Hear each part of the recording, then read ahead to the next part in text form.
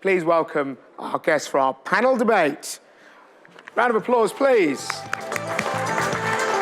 Mr. Michael Gibbons, Chairman of Expo. Louise Kingham, CEO of the Energy Institute.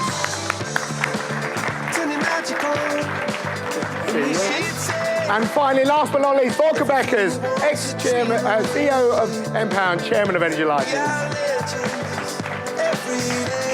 I've forgotten what you're doing. Have a glass of water whenever you want, ladies and gents. OK, so what we're going to do is we're going to have our panel debate, but hopefully everyone's feeling a bit cheery now after that presentation. I would like to ask you all a very simple question, and it's probably got myriad of answers, but if you were to say the state we're in energy, whether we're a consumer, a producer, suppliers, brokers, people who are in the tech side, how would you see it? So, in a couple of minutes, let's start with you, Michael. If I was to say to you, how do you see the state of the energy sector? What would you say?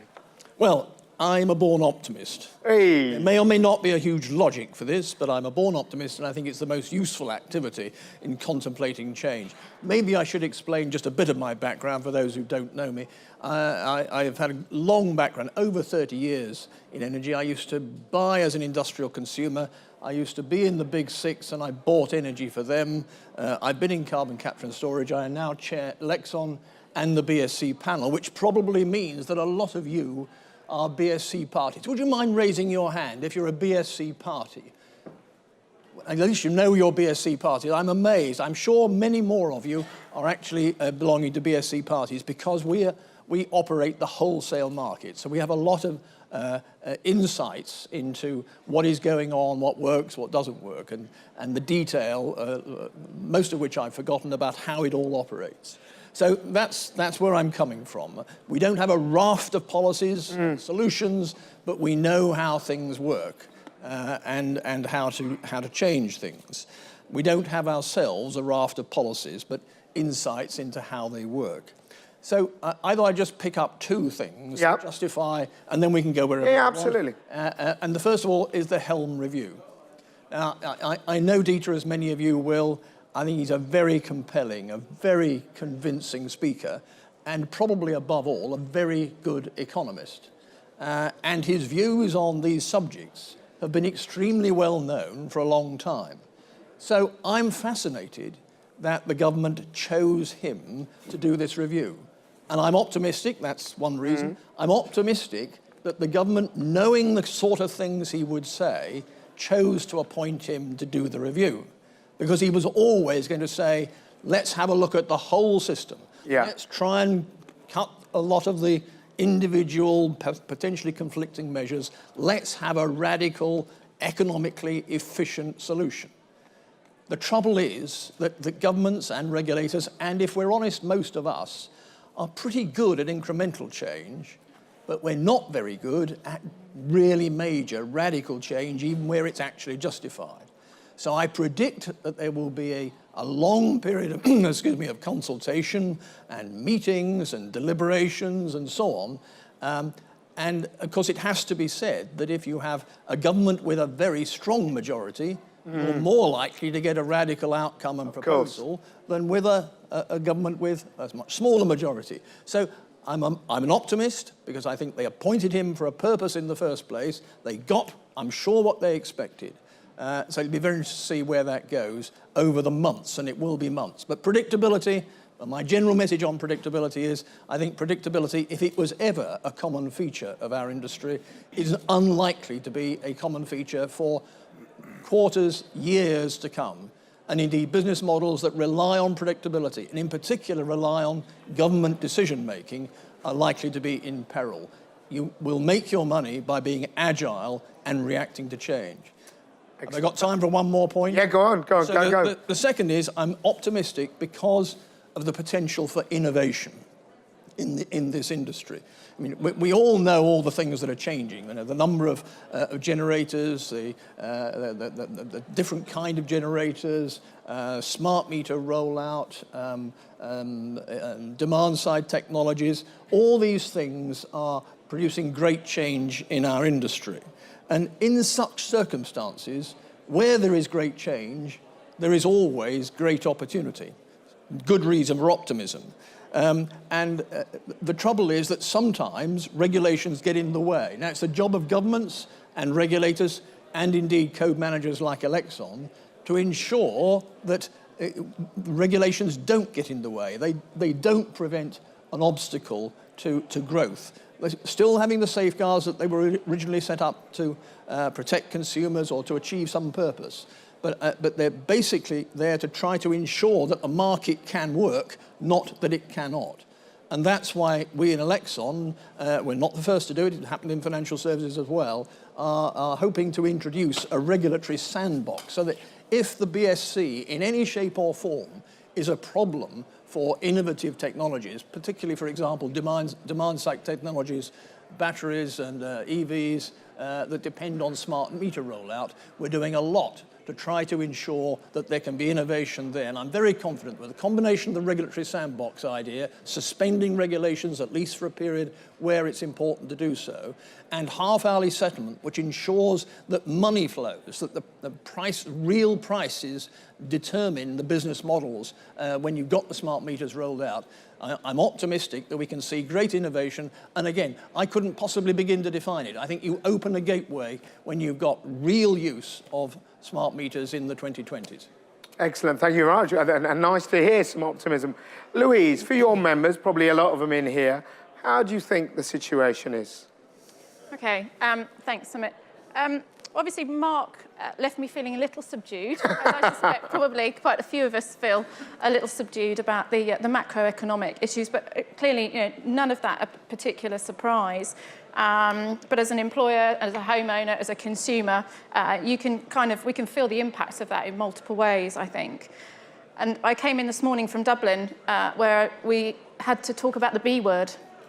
So we'll get that one out the way now. So Brexit was very much the conversation, and the energy minister, the Irish energy minister, and I were talking to 300 from the energy industry of Ireland, talking about their various concerns and anxieties. And I do think that is another macro issue where, like the economy, we maybe don't have the influence we would ideally like to have, but we do need to factor in that level of uncertainty. So we go from subdued to confused, largely driven by the fact that it is such an uncertain world that we're living in. And as Mark said, you have to make the assumption that you're going to be in a transition period beyond 2019. So that almost extends that period out even further. And when I think about the conversation our members have been having around that, then there are some key asks of policymakers, access to the single energy market and how that will be organised, trying to reduce the cost and the new rulemaking that's going to be necessary around being able to do that, lifting and shifting the policies and the regulations that actually the UK took a lead on in many instances, particularly on the energy efficiency side and on the environmental directives, not to lose any of that because we spent a long time creating that and drawing the value down. So in terms of having some continuity going forward, trying to lift and shift that is really important. And the other one I think that certainly we've listened to and heard people recount, both last night in Ireland and also in the UK here, is very much about the access to people. Whether that's intercompany movement of people, thinking about the European ownership of many of the companies that are operating, particularly in the supply industry, but also the access to skills for new infrastructure development, new build, and new energy system developments going forward, particularly engineering and technical skill, which is a big issue whether you're in the UK, whether you're in Ireland, or last week when I was in Singapore and Asia, same conversations. So I think that there are some big challenges from whichever way you start to look at this, actually, and it's not just from a UK perspective, which makes you a little bit more thoughtful about it in terms of my reflections last night. But what I would say is I do think that the clean growth strategy, as it's now called, after a few name changes and a bit of a delay, I do think we have to see that as an opportunity. It goes some way to determining the direction of travel, clearly. It sets out 50-odd measures of what the government would like to do, and actually it gives us a lot of headroom to think about the leadership role that Mark was talking about, that the industry can take. And I do think, even if we're not sure whether we're being heard or we can't get ministers to join forums like this, I do think it's important that we make the effort to communicate and engage, and that's one of the things the Energy Institute spends a lot of its time doing, and we will continue to do through this period. It's really important that we go to government in terms of filling the gaps in this strategy with some great evidence-based answers or potential answers to some of the challenges that are in there. So all of the macro issues that come at us as challenge, we have to think about how do we, as either end-use energy users or as suppliers in the energy system, different parts of the energy system, how do we turn that into opportunity? And I think that's where we start to look at energy in 4D. 4D? 4D. You've moved on from Yeah. So, not 4K, 4D. Four words, and Volker and some other members of the Energy Institute very much involved in summarising this, did it really nicely in the summer. So we talk about decarbonisation, which we all know about. We talk about decentralisation. We talk about digitalisation and democratisation. And I'll come back to some of that maybe in a few minutes. Power for the people. I like it. Thank you very much. Volker, welcome. Let me formally welcome our new chairman. Thank you very much. Thank you. From 2 points of view, one, having run one of the big six, and also now you have multiple roles throughout where you're crossing from Europe to the UK. How do you see the way we're seeing now the UK energy sector? First of all, before I answer your question, I think it's great to see that I'm surrounded by another two optimists. Because it used to be the case, Louise and Michael, that I was the only optimist on stage. So that has changed. I guess you can look at extreme examples across Europe, and you are probably expecting me to talk about one which is closest to my home, Germany. And you see an energy system which has been designed as part of what was called the energy transition, maybe born out of an accident, and it was literally an accident, where overnight the decision was to impose a moratorium on what was meant to be one of the cheapest form of low-carbon technology, i.e. nuclear. Yeah. And that has led to a very heavy subsidy regime, which basically costs the German taxpayers 20 billion every year for 20 years. So you can easily work that out. 400 billion, what you could do with that amount to invest here. And yet, that has led to interventionist policy as well. Now, and you can go into neighbor countries in Benelux, and you have a very similar system. So I wouldn't say we have found the sort of ideal solution for how will the European system look like. And when you look at analysis which was presented at the World Energy Forum just a few months ago, you see there is a comparison of irradiation on the European map and where solar farms have been built, and there is a comparison of wind resources, so where is wind available and where have they been built, and what you see is, counterintuitively, exactly. It was in the wrong place, simply because the subsidy regime was more attractive to build solar where it isn't really attractive, and vice versa. And I think from that perspective, in a way, we criticize policymakers in this country here, but in a way, we have spent less on subsidies, and Dieter's report also shows, whilst there is a need for coping with legacy costs, it's nowhere near the 40 billion I was referring to. But I would say an additional point, and I think the theme in the energy industry becomes now the word change. And I guess what we keep forgetting about is that we are talking about an industry which is used to payback periods of 20 plus years. Once you have made an investment, you are bound to make it a success. And you need, therefore, consistency in policy making. And if anything, And again, whenever I come to these events, you look at speeches you did 2 years ago, 5 years ago, and 7 years ago, and we keep saying as an industry, there is no consistency. And yet, we had the CMA review, not even 18 months ago. We had another review, and yet we are kicking off the next review. And I think it's that uncertainty where investors, European investors, global investors, look at the UK and say, once this has settled, then we feel more comfortable investing in this country. And I think Mark's number really tell the story. Yeah. The investment isn't coming through, but it is dearly needed. Not just to decarbonize, and I'm glad that you referred to the 4Ds. I love it as well, obviously, as one of the authors. One of the Ds is not Deutschland, by the way. No. That would be the fifth D. But I guess it's quite important that we do see that a lot of change is happening already, despite, if you will, policy making, and despite the sometimes rather more dire picture.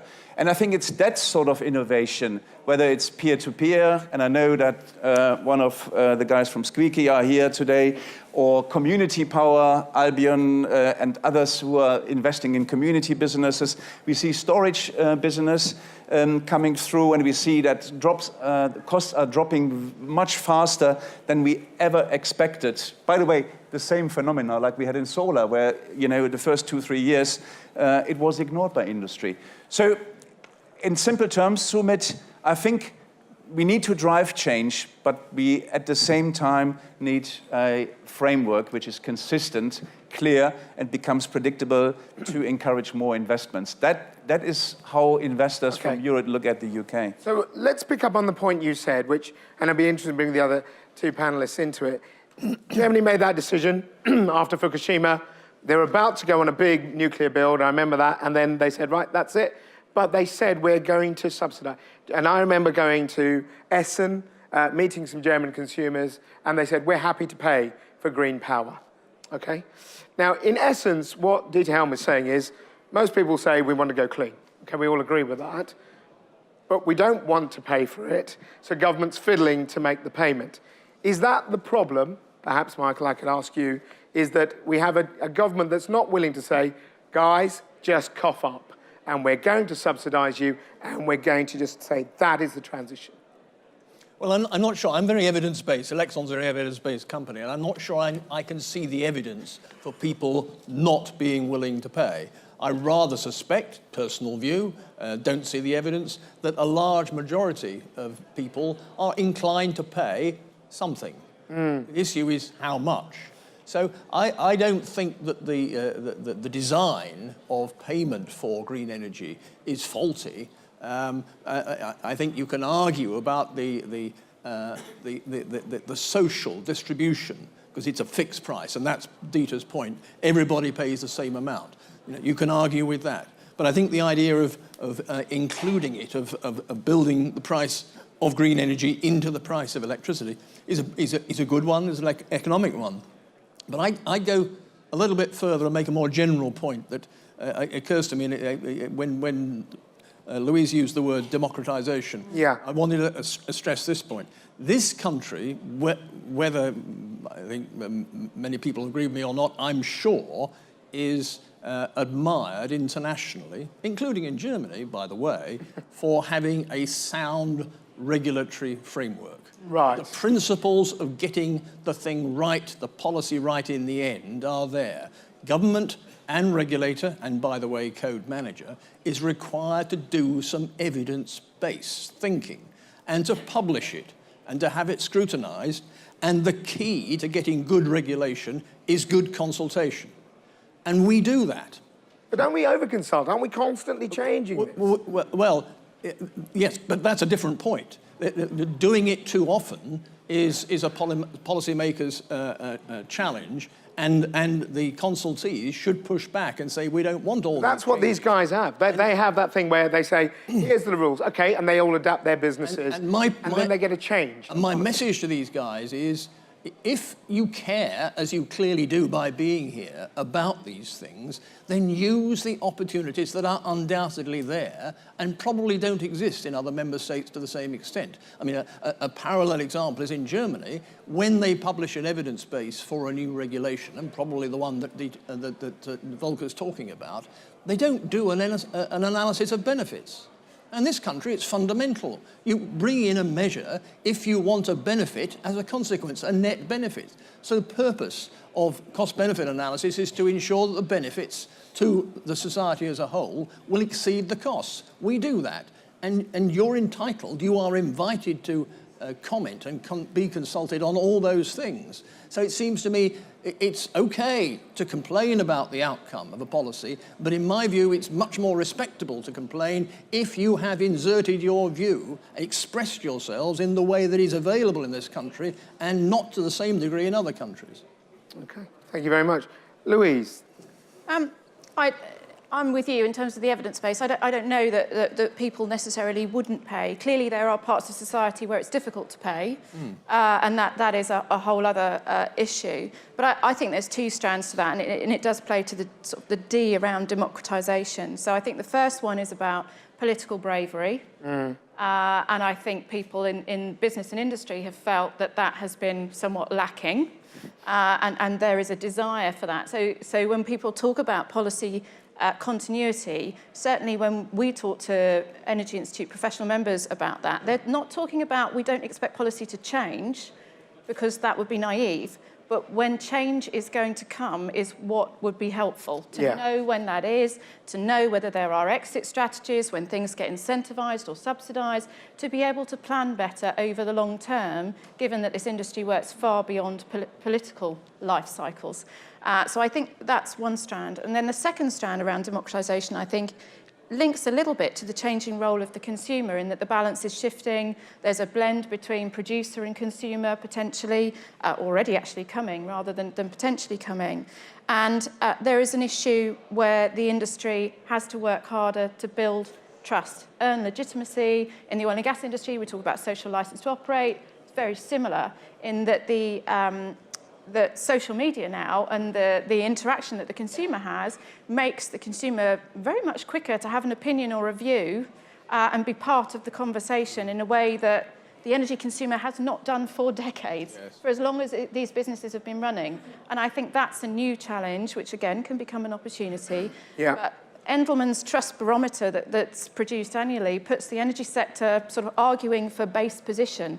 And we've done slightly better in the last 12 months, but actually we've got some work to do. And I know it's a frustrating conversation sometimes for the industry to have, but we do need to have a deeper and better engagement. And then we will start to draw on that evidence around the ability to pay, the want to pay, and what people are prepared to spend money on. And that requires government and the industry to both be more transparent about what the real costs are. Dieter Helm's review, if you looked at it, and it was interesting that you said, he was chosen to do it. Many thought that when business and energy came together to form beige, whatever you want to call it, that would be a good thing for the guys in this room, because there would be a business imperative that worked within energy strategy and the two worked together. If you look at Dieter Helm's review and the key points, and hopefully most of you have seen bits of it, the essence is too much tinkering has cost consumers, whether they be business consumers or they be domestic consumers. It's caused policy instability, it's caused lack of investment for you guys. Do you think that we have a situation now where, even though ostensibly the business and energy sector are all together, we literally have a pull that's pushing them apart, which is basically you have a driver for the economy being energy, which is, as I said earlier to Mark, driven by a domestic agenda. And then you have the whole business side of it, which is just saying, give us certainty. And government is responding to one and at the detriment to the other.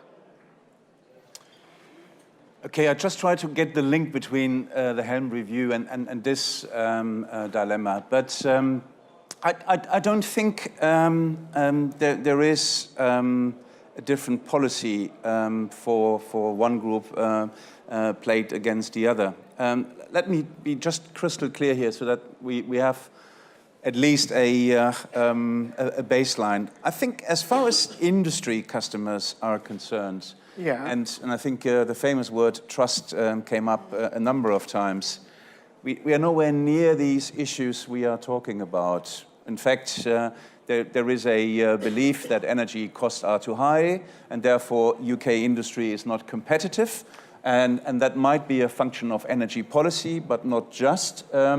But in general, the industry feels well served by the electricity and gas companies. Now, there is obviously a different picture when you look at the residential domestic space. And clearly, I could make it myself very easy and say, because yes, the energy industry has been, for many years actually now, a political football. Yeah. And gets blamed for almost everything. Well, what I'm saying is the tail is wagging the dog. So the business side is doing well, it has good relationships with the sector, and yet these same suppliers, because they have that dual role, are being driven by policy all about the domestic agenda, which then impacts on these people. And I think the bit which I tried to refer to a moment ago, which is, you know, all this change happening now, will make the consumer more, if you like, deciding themselves what they are going to do. And let me just expand a bit on this. We talked about this famously word, the prosumer, and that's part of the democratization agenda. You know, customers started to invest in their own energy, and that is no new news. They then started to increase their self-use of their generation, so they invested in batteries, some of them at least did. And they are starting to share the energy they store and they generate, which is the consumer and community-led product range. I think what this is all telling you is, on the one hand, we see customers becoming themselves almost a small little generation company and understanding these issues much, much better. But I think what we completely underestimate, almost ignore, is that what used to be, I buy electricity or gas from you and pay a price, will eventually become a service proposition. And in a world of services where you buy residual power as a customer because you have 60%, say, of your energy generated on your roof, and you might get some power from your neighbor. I know I'm probably sketching a wild picture, but it is happening already. You just need the residual power, you know, when the sun isn't shining, the wind doesn't blow, or when your neighbor hasn't got any capacity. And this is why we need smart grids, and this is why we need service propositions which you cannot regulate. And my point is, we seem to be stuck in the middle between a fully regulated world and a fully free, liberalized world. And I agree with both of you, Louise and Michael. I think this country was famous for the latter and not a more regulated world. But it kind of got stuck in the middle. And I think, and I kept saying this previously, to be stuck in the middle is the worst of two worlds. Absolutely. And that makes it so unpredictable for those who invest, whether for their own use or for the industry as a whole. And therefore, people sitting on their hands are not making these investments which are dearly necessary. So we need to get a clarity on what actually drives innovation. And I think the simple question is, more regulation or less regulation? And at the moment, it seems all this change is associated with more regulation, and I think that is wholly wrong. Yes. Okay. Or maybe a different regulatory model. Well, there we go. You wanted to reshape come in. the We're regulation. going to open up the questions in a minute, but go for it. Well, I particularly wanted to comment on what you said about the structure of government and the coming together of what was DEC and then BIS to become BEIS. And at the time, and I think now actually, I took at face value the advantages of bringing them together. Absolutely. Which were you internalise the inevitable tensions and conflicts and get it all under one roof, and you'll have a more coherent, consistent policy. You'll ensure that the various conflicts between the industry strategy and energy can be resolved. Michael Fallon, who will, as you know, have more time to tell this story, but he always used to say, when he had a ministerial job in BIS and in DEC, that he would, in the morning, go into BIS and his officials would advise him to sign a letter which said that particular initiative was very bad for business and shouldn't be allowed. And then he walked across Whitehall to DEC in the afternoon, and his officials there said, tell them this is the best thing we've ever done. And this letter kept going backwards and forwards, always signed by the same man. So I think to avoid that kind of problem does feel reasonable. And also, I mean, if you think of the way Whitehall works or tries to work, it's usually on major issues, price cap, Helm, for example, you would have to have a right round. You'd have to have agreement amongst the key ministers. And you're more likely to get that if you have a heavy-hitting, large clout department sponsoring the measures you want. Do we have that? All those things you talked about, and I remember Michael Fallon telling, even that, saying that pull, and Ed Davey always said, you know, to me, oh, we want to do this, but Biz keeps stopping us, and then there's the fight with Treasury. For me, and I don't know, we'll ask the audience in a minute, it doesn't seem to have worked. Well, I won't comment on that, but my theme is that, particularly with this government, if I may say so, the views of the people out there who are likely to be impacted is ever more important. The parliamentary arithmetic means they listen. And therefore, the views of everybody being submitted to consultations, as I said, have got to be fundamentally important. It's right that they should be there anyway. So are you saying that instead of complaining about these people need to be vocal, the industry now needs to say, right, government, sort this out, this is what we need? Because they're just listening to the domestic agenda right now and not the business agenda. But please, first rule of being vocal is have a proposal that solves the problem. Now, government, and neither do any of us, frankly, like being told there's a big problem, would you please go away and solve it? Come forward with resolutions, come forward with sensible answers, work through thinking. That's the way to get change and to get it the way you want. OK. Louise, did you want to say something before we... No, just to quickly add to what's already been said. In one sense, there isn't change because the government has always felt accountable for keeping the lights on, but never actually been in full control of ever doing that, because that's what the industry does. So there's always been that tension. And then as you move to a more market-driven set of policies, as Volker says, but with intervention because you want to drive a direction quicker than will happen organically, we get to where we are. So in that sense, there's no great surprises and not a lot has changed. But I do think Mike's point about the role of people in all of this and the role of the voters and the power of the politics now, together with the macro issues that we talked about at the beginning, about all the uncertainty, that's what makes it feel different, I think. But I would wholeheartedly agree with Mike. And actually, the Irish Energy Minister said it to his audience of 300 last night. Don't come to me with problems and tell me what's wrong with my policy. Come to me with ideas and potential solutions that we can test. So we now need to stop so much of the talking and move into demonstration mode, I think, so we get closer to delivery. Otherwise, we will be sat here at the Expo in 12 months' time, and we will not have moved on in a way we should have done.